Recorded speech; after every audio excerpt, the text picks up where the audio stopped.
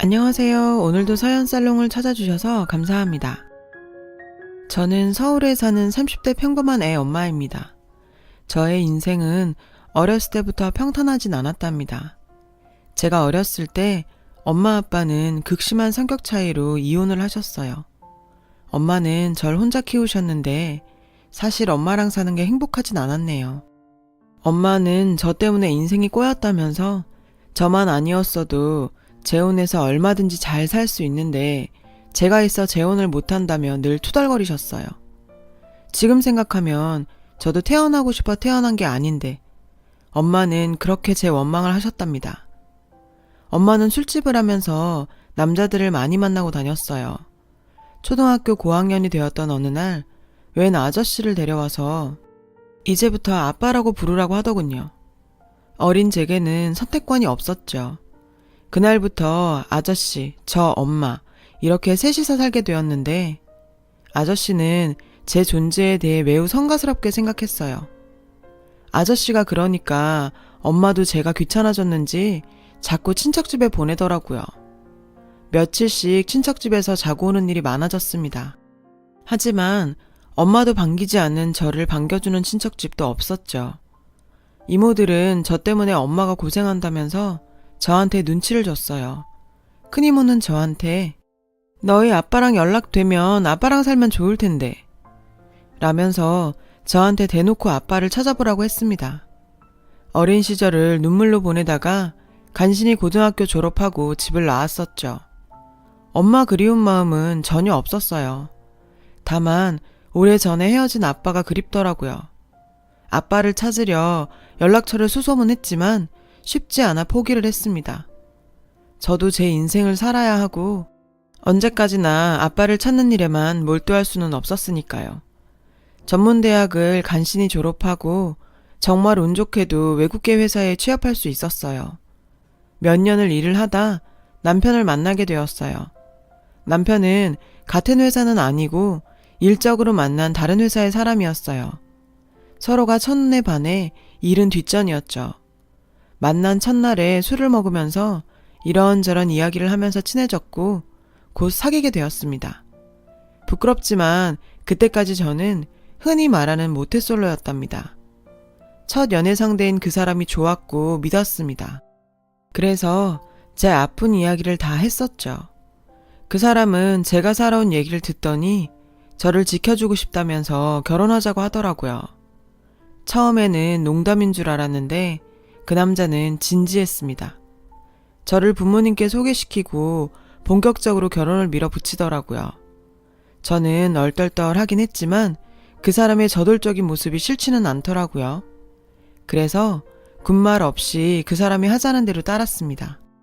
그런데 마음에 걸리는 게 저는 그때까지 저 혼자 살기 바빠서 모은 돈이 한 푼도 없었거든요. 결혼 진행이 돼가면서 저는 초조해지기 시작했어요.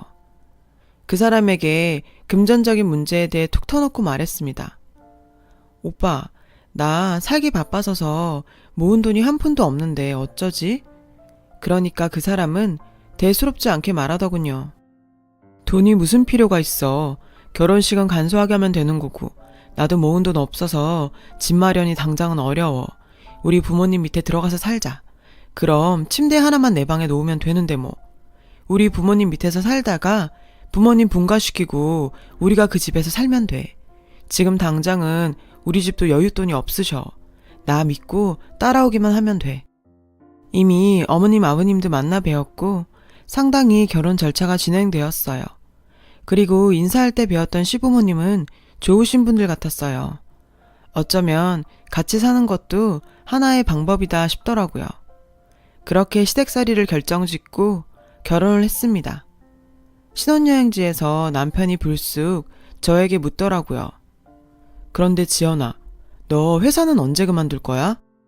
저는 생각지도 못했던 질문에 깜짝 놀랐어요. 응?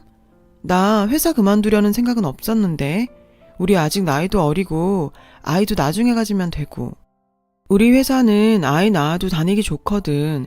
그만두기 아까운데. 그러니까 남편이 난색을 표하더군요. 에이, 결혼한 여자가 무슨 일이야. 나랑 우리 부모님 뒷바라지하고 임신해서 아이 낳고 살림이나 하고 그러는 거지. 그리고 너 회사 일 많다고 힘들어 했었잖아. 그냥 관둬. 회사 일이 많다고 투덜거린 적은 있지만 직장인이면 누구나 직장 스트레스를 받으니 그런 것이고 그만둘 생각은 전혀 없었어요. 전 난데없는 제안에 고민에 빠졌습니다. 이때 부모님이라도 있으면 조언을 구할 수 있을 텐데 싶고 새삼 빈자리가 느껴지더라고요. 신혼여행에서 돌아오니 시어머니도 저에게 어서 일을 그만두고 아이나 낳고 살라고 종용하시더라고요. 저는 이런저런 고민을 하다가 결국 회사를 그만뒀습니다. 남편과 시어머니의 계속된 압박을 견딜 수 없었거든요. 지금 생각해보면 그게 큰 실수였죠. 그때는 그냥 좀 쉬다가 재취업해도 된다고 안일하게 생각했었는데 남편의 속셈은 그게 아니었습니다. 일을 그만두고 저는 시어머님과 아버님과 함께 지내는 시간이 굉장히 많아졌어요. 어머님은 취미생활도 많고 친구분들 만나러 나가는 시간이 많으셔서 사실 아버님과 같이 있는 시간이 많아졌어요. 아버님의 식사 준비나 뒷바라지는 제 몫이 되었죠. 그건 나쁘지 않았습니다. 밥이야 차려만 드리면 되고 별 다르게 챙겨드릴 부분이 없었거든요. 저도 공부를 하거나 다른 취미생활을 해볼까 생각하고 있었는데 시아버님에게서 이상한 점이 자꾸 발견되었어요. 아가야, 나 밥 안 주니? 아버님, 방금 드셨잖아요. 그랬나? 안 먹은 것 같은데 다시 주지 않으련? 자꾸 끼니를 드시는 걸 까먹으시거나 혹은 아가야, 내가 먹는 과자 어딨니? 네?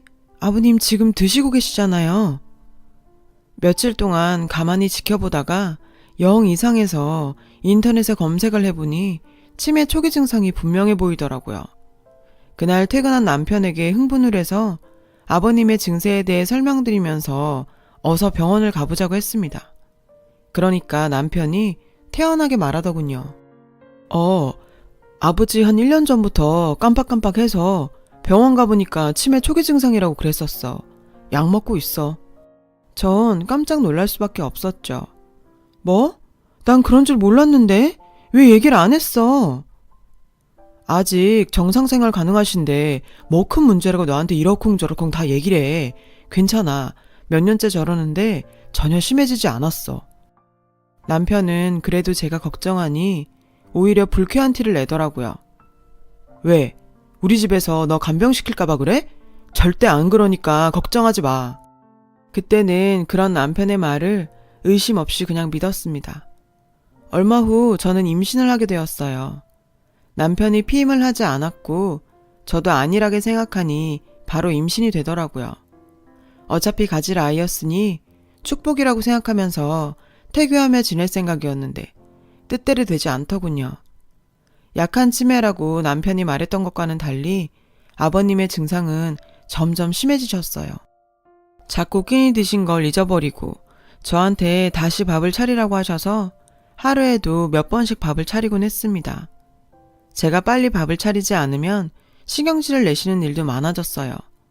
아주 기초적인 생활 습관 같은 것도 잊어버리셔서 제가 도와드려야 할 일이 아주 많아지더라고요.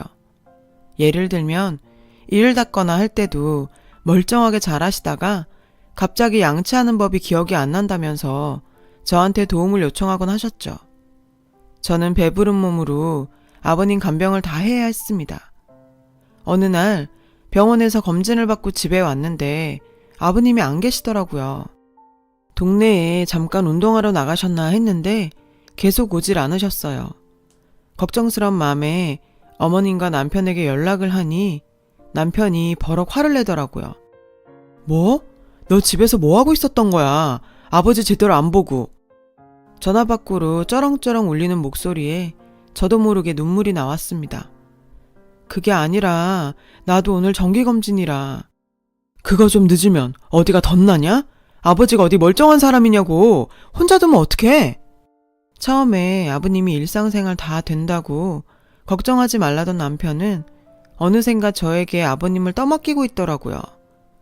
그때는 정신이 없어서 남편에게 따지고 뭐 할 생각도 못하고 정신없이 아버님을 찾아다녔습니다. 다행히 동네 공원 벤치에 계시더라고요. 아버님, 여기서 뭐 하고 계셨던 거예요? 제가 울면서 달려가서 아버님을 일으키니까 아버님이 의아한 표정으로 절 보시더라고요. 아가씨는 누구슈? 얼마 후 병원에 가니 아버님의 치매 증세가 완전히 심해졌다고 하더라고요.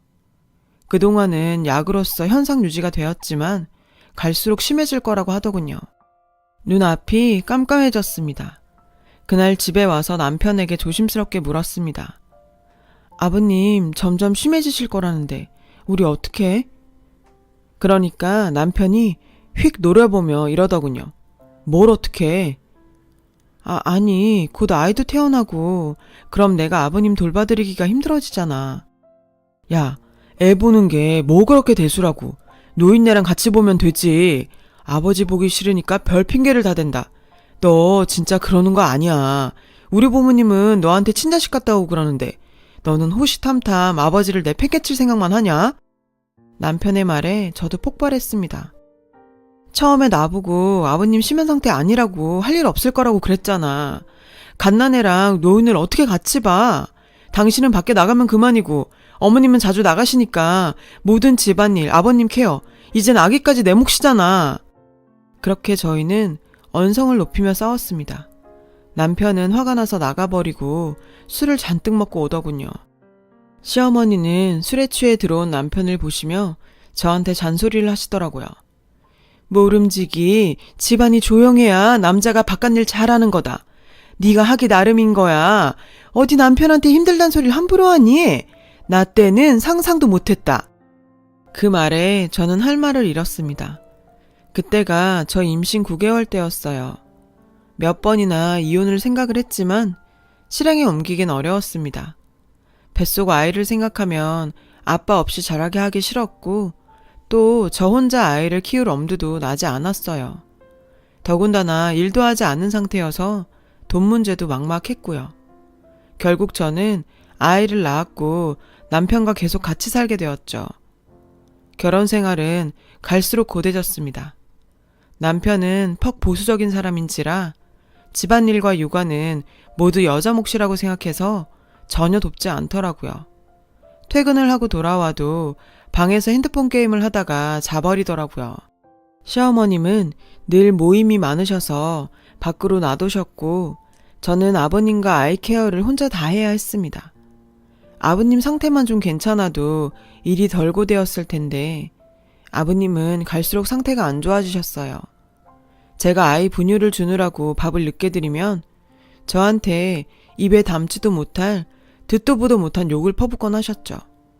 그리고 돌아서서 욕을 했다는 사실도 다 잊어버리셨고요. 아이 커가는 거 보는 게 그나마 행복이었지만 누구 하나 제 편이 없는 시댁에서 저는 점점 우울하고 메말라 갔었어요. 그러던 중 일이 터지고 말았습니다. 그날도 어김없이 남편은 술을 마시고 들어왔어요.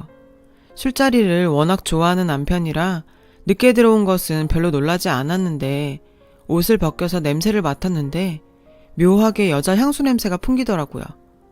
여자 촉, 그런 거 있잖아요. 저는 뭔가 모를 수상쩍은 느낌에 남편 자는 틈을 타서 핸드폰을 몰래 보았습니다. 핸드폰 문자에는 까무러칠 만한 내용들의 문자가 있었습니다. 남편은 그동안 술집 여자들을 만나고 다니면서 바람을 피우고 있었던 것이죠. 지속적으로 만나는 건 아니었지만 여러 명과 상대하면서 저 몰래 바쁘게 놀아나고 있었더군요. 저는 분노해서 당장 남편을 깨웠고 시어머니를 불러 그 문자를 공개했습니다. 그런데 남편과 시어머니의 반응은 뻔뻔하기 그지 없었습니다. 그래서 뭐 어쩌란 거니? 너희 시아버지 지금은 저래도 왕년엔 화려하셨다. 남자가 목석이 아닌 다음에야 여자 좀 만나고 그러는 거지. 넌 뭘 그렇게 야단법석이니? 시어머니께서 역성을 드니 남편은 신이 났는지 저한테 오히려 왜 핸드폰을 봤냐며 따지더군요. 저는 그날 가족들이 모두 잠든 밤에 결심했습니다. 제 옆에 아이를 위해서라도 제가 이 집에서 떠나야겠다는 생각이 들었어요. 아이가 뭘 보고 배우겠어요. 더군다나 남자아이라 남편과 똑같이 기르고 싶지 않았습니다. 저는 이혼을 결심하고 남편에게 통보했어요. 남편은 처음엔 좀 당황한 듯 하더니 며칠이 지나니 저보고 마음대로 하라고 하더라고요. 자기는 이혼해도 상관없다면서요. 어이가 없었습니다. 저는 그래도 남편이 관계 개선에 노력을 한다면 다시 생각해 보려고 했었거든요. 그런데 남편의 꿍꿍이를 다 알게 되었습니다. 어느 날 제 짐을 가지러 집에 왔을 때 시어머니와 남편의 대화를 엿듣게 되었거든요. 절대 양육비 한 푼도 주지 말아라. 돈 없으면 기어들어오게 되어 있어. 응, 엄마. 절대 안 줄게. 모자가 그렇게 절 골탕 먹일 궁리를 하고 있더라고요. 치가 떨렸습니다. 저를 치매 걸린 노인 간병하게 한 것도 모자라 아이 양육비까지 안 주려고 하다니요. 저는 못 들은 척 짐을 챙겨 나오면서 설마 그래도 설마 양육비 정도 안 줄 리야 있겠나 생각했습니다. 왜냐면 제 자식이기도 하지만 남편의 자식이기도 하잖아요. 나중에 자식 얼굴을 어찌 보려고 양육비를 설마 안 줄까 했는데 이혼 후 그 사람은 정말 약속했던 양육비를 한 푼도 보내지 않았습니다. 정말 어이가 없더군요. 몇 번이나 문자로 전화로 독촉했지만 곧 주겠다는 말만 하다가 결국엔 1년 넘게 양육비를 주지 않더군요.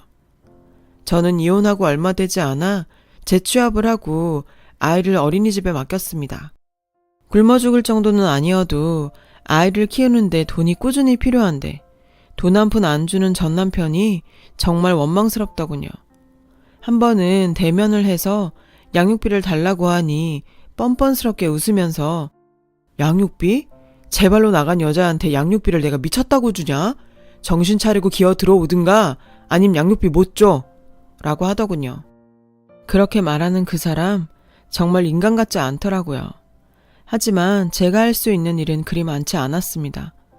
양육비를 안 주는 아빠들에게 가해지는 처벌은 그리 세지 않더군요. 제가 법적으로 문제 제기를 해도 번거롭기만 할 뿐 얻는 건 없을 것 같았습니다. 그래서 그냥 저 혼자 아이 키우면서 혼자 힘으로 살기로 마음을 굳게 먹었습니다. 매일 일을 하고 동네 어린이집에서 아이를 하원시켜서 밤에는 같이 놀아주고 보살펴주면서 지내길 몇 년 동안 계속했죠. 아이가 유치원에 가도록 전 남편은 아이가 보고 싶지도 않은지 보러 오지도 않았어요. 전 남편에게 거는 기대는 전혀 없었습니다. 그러던 어느 날 저에게 놀라운 일이 일어났어요. 회사에서 전화를 받았는데 웬 아주머니가 제 이름을 대면서 맞냐고 물어보더라고요. 지연아, 난 네 고모야. 오래전에 헤어져서 기억은 안 나겠지만 아빠 소식 알고 있니? 저는 깜짝 놀랐습니다. 안 그래도 저는 친정이라는 가족이 몹시 그리운 상태였어요. 특히 어렸을 때 헤어지고 보지 못했던 아빠에 대한 그리움도 컸었죠. 저는 고모와 연락을 하면서 아빠를 다시 만나게 되었습니다. 아빠는 사업차 외국에 나갔다가 얼마 후 돌아오신다고 하더라고요. 며칠을 기다리다 아빠를 만나게 되었을 때 고모, 저 아빠는 부둥켜 안고 한참을 울었습니다. 그동안의 고생을 무어라 말을 할 수가 있었겠어요. 아빠와 한참 울다가 그동안 살아온 얘기를 하게 되었습니다.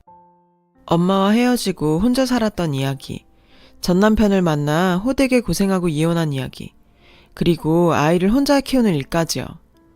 그러니까 아빠는 또 한바탕 눈물을 흘리시더라고요. 너 혼자 얼마나 고생이 많았니? 정말 고생 많았다. 그러면서 아빠의 이야기도 듣게 되었어요. 지금 미국에서 사업을 하고 있다고요.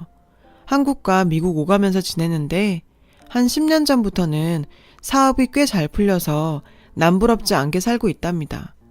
그리고 더 놀란 건 엄마한테 제가 20살이 되던 해까지 양육비를 매번 보냈다는데 저는 전혀 몰랐거든요.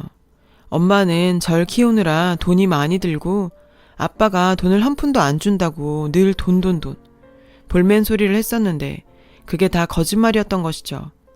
아빠는 심지어 사업이 잘 되기 시작한 시점부터는 엄마한테 큰 돈을 몇 번이나 보냈다고 하더라고요. 사실 청소년 때는 아빠 원망도 많이 했었는데 제가 잘못 알았던 부분이 많더라고요.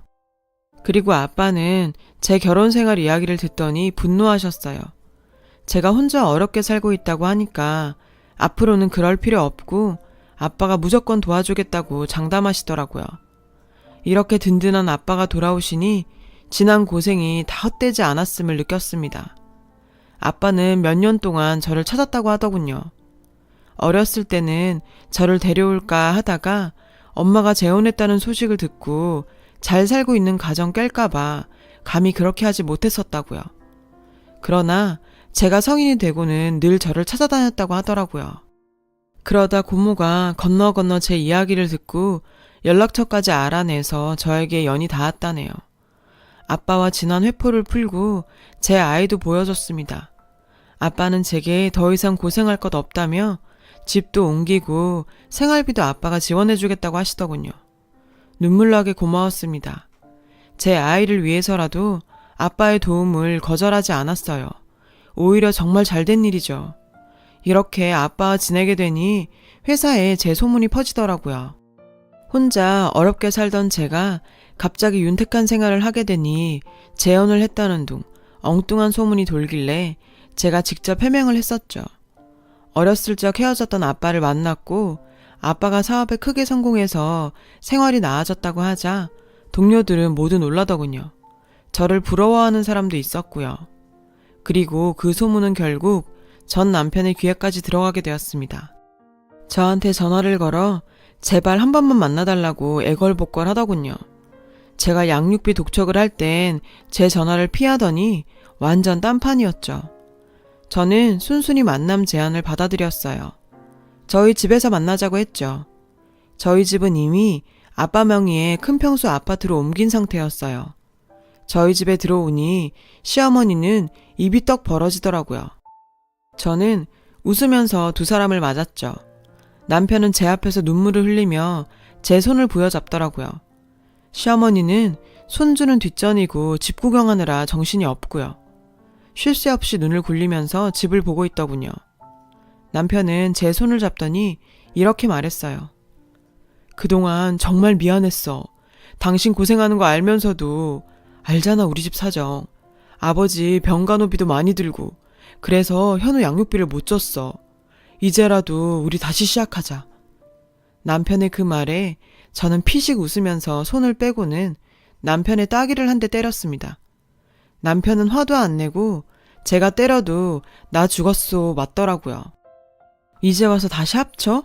웃기고 있네. 너희 모자라면 내가 치가 떨려. 내가 여길 왜 불렀는지 알아? 너희들 평생 후회하라고. 너희 주제에 이런 집 감히 구경이나 하겠니? 제 말에 시모가 제 앞에서 무릎을 꿇으면서 애원하더군요. 그래, 네가 잘 돼서 우리도 정말 기쁘다. 우리가 예전에는 정말 잘못했다. 네가 잘 되었으니 이제 우리 사이에 앙금은 풀고 이혼한 게 좋을 게 뭐 있겠니? 다시 합쳐서 살면 얼마나 좋아. 그 말에 웃지 않으려고 해도 웃음이 나오더군요. 내가 당신 아들이랑 이혼을 100번을 하면 했지. 절대 다시는 못 살아요. 이제 나한테 연락도 하지 말고 평생 후회하면서 사세요. 그러니 두 사람이 제게 동시에 매달리더라고요. 결국 전 경찰을 불러 모자를 쫓아내버렸습니다. 그 이후로도 남편이 종종 저한테 연락을 하고 아파트로 와서 귀찮게 하는 일도 있었지만 한번 혼이 나고는 경찰 부르겠다 하면 꽁무니를 빼고 도망갑니다. 참 찌질하죠. 친구 통해 들으니 전 남편은 맨날 술 타령하면서 저 놓친 거 후회하면서 산다고 하더라고요. 안타깝지도 않아요. 물론 그 사람과 좋은 추억도 있지만 결혼 생활이 너무 엉망이었고 제가 너무 고생을 했어서 보내줄 동정은 남아있지 않네요.